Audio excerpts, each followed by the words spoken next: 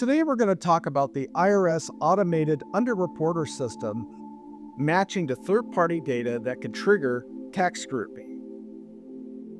Well, the underreporter system is an IRS system most taxpayers never see. Most taxpayers think an IRS audit begins with a revenue agent contacting them. But in many cases, the IRS does not start off with an auditor per se. Instead, the government often starts with automation, specifically the Automated Underreporter system, commonly called the AUR matching system in the industry. That system compares what you reported on your tax return with what third parties reported about you. When those numbers do not match, the IRS does not immediately open up an audit. Instead, the system pushes your case into a compliance pipeline that can quickly escalate.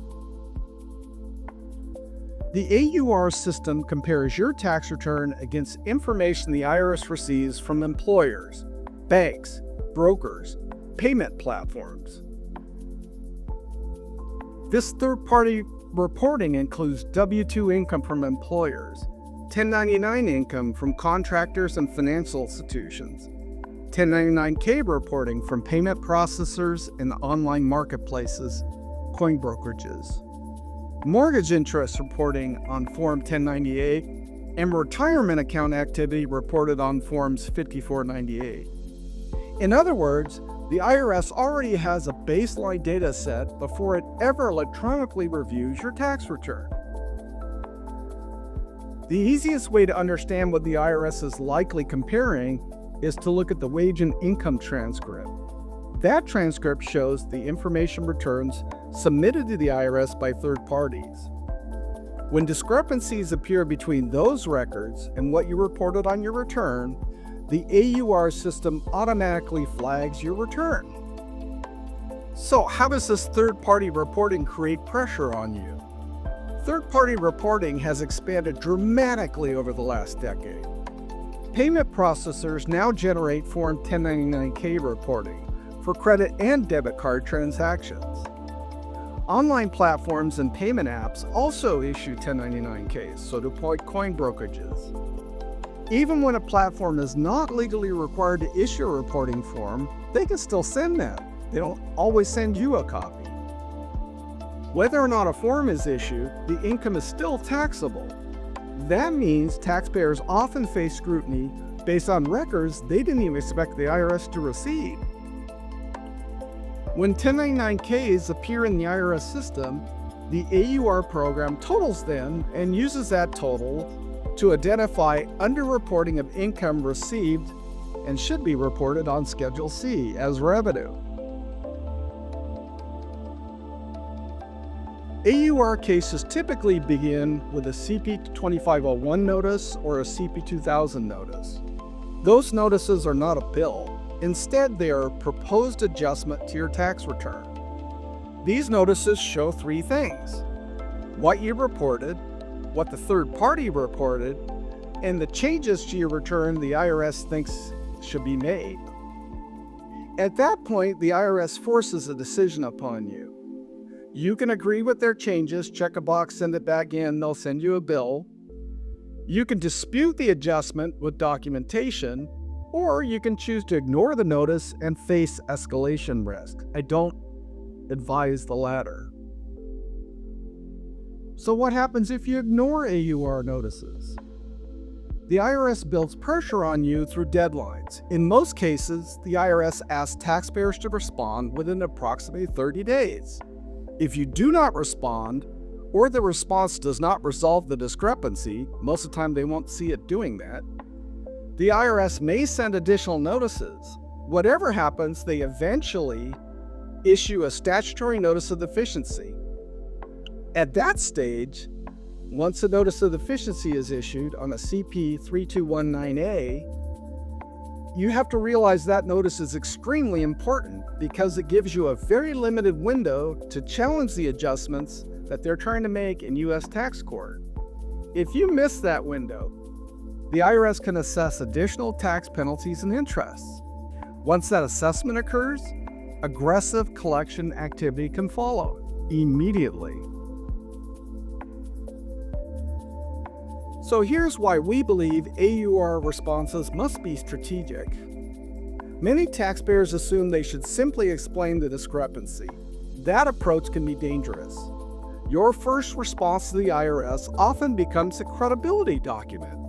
If your explanation changes later or is contradicted by third parties, records, or your representative, the government may interpret that inconsistency as evidence of willfulness.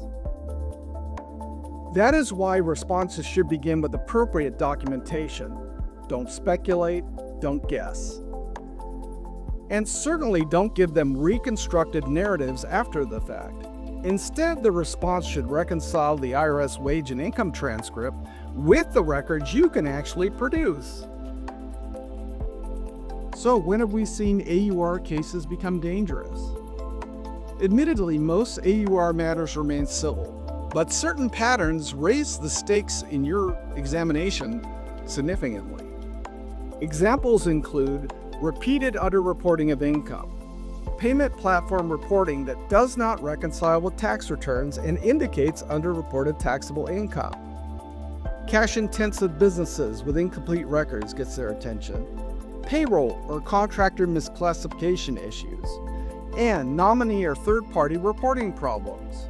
When these patterns appear, AUR cases can be transferred to the IRS Examination Division.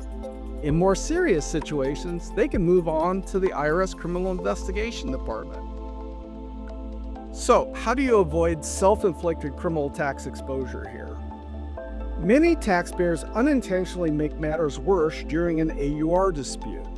3 mistakes are particularly dangerous: submitting altered or fabricated documents, backfilling records that contradict third-party reporting, and providing explanations that cannot be supported with evidence.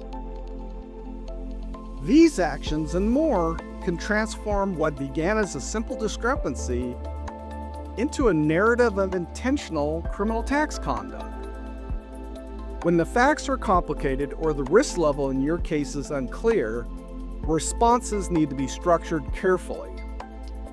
Here's where dual licensed tax attorney CPA representation really matters. If you've received a CP 2000 notice or other AUR correspondence, you should treat the situation seriously. First of all, the IRS is famous for ignoring taxpayer correspondence and eventually going straight to a statutory notice of deficiency. We have seen they tend to take correspondence from a tax attorney CPA much more seriously. While admittedly, these disputes often look minor at first, they can escalate quickly into tax assessments, collection activity, and broader examinations. At the tax law offices of David W. Klasing, our dual licensed tax attorneys and CPAs handle AUR disputes strategically and often. We control communications with the IRS, we build defensible documentation records, and we focus on keeping matters civil at all costs. Call 800-681-1295 or visit klasing-associates.com to schedule a confidential reduced-rate initial consultation today. We routinely deal with CP 2000 notices and have never lost in federal tax court litigation. Most of the time, a CP 2000 notice is really hurting you, and we can make the problem go away. Dave Klasing, tax attorney, CPA.